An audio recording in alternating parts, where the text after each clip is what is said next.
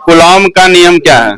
जब किसी कूलॉम के नियम के अनुसार जब कोई दो आवेश के बीच लगने वाले आकर्षण या विकर्षण बल दोनों आवेश के सीधा समानुपाती गुणनफल के सीधा समानुपाती होती है।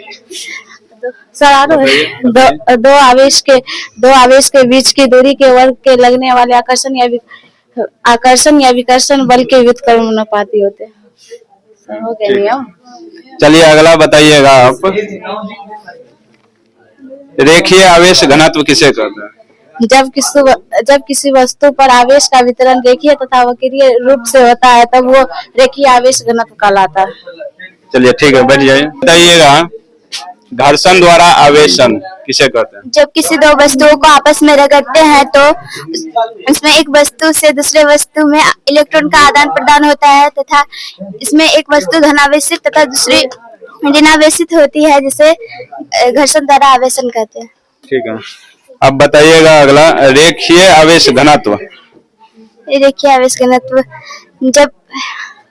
जब किसी वस्तु पर आवेश का वितरण रेखीय अथवा वक्रीय रूप से होता है तो उसे घर्षण रेखीय आवेश घनत्व कहते हैं। हाँ ठीक है, बैठ जाइए। आप बताइएगा आवेश का गुण।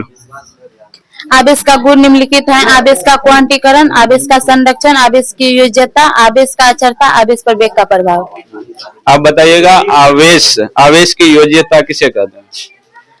विद्युत आवेश का वो गुण जिसके अनुसार किसी भी वस्तु पर उपस्थित कुल आवेश मूल आवेश के पूर्ण गुणज होता है, जिसे आवेश की योज्यता कहते हैं। ठीक है, बताइएगा रेखीय आवेश घनत्व किसे कहते हैं? जब किसी वस्तु पर आवेश का वितरण वक्रीय या रेखीय रूप से होता है तो उसे रेखीय आवेश घनत्व कहते हैं। बताइएगा आगे। ठीक है, बैठ जाइए। घर्षण द्वारा आवेशन। जब दो कुचालक वस्तु को आपस में टकरा जाता है तो इलेक्ट्रॉन एक वस्तु से दूसरे वस्तु पर स्थानांतरण हो जाती हैं और जिससे दोनों वस्तु आवेशित हो जाती है।